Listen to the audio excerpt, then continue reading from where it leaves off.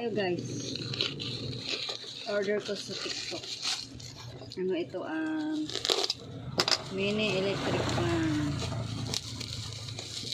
Ano baka masira nito? Ito yung ano ngayon eh.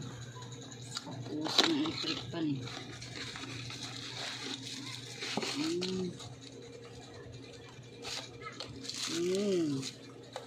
Meron na rin siyang hawakan. Dalawang itlog. O, i-post mo muna. Saan ang open nito? Yan.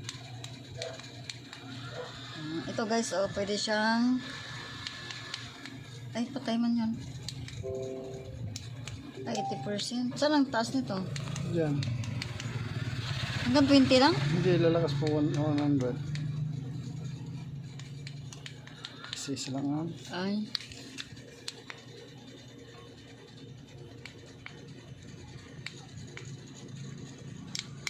Ano?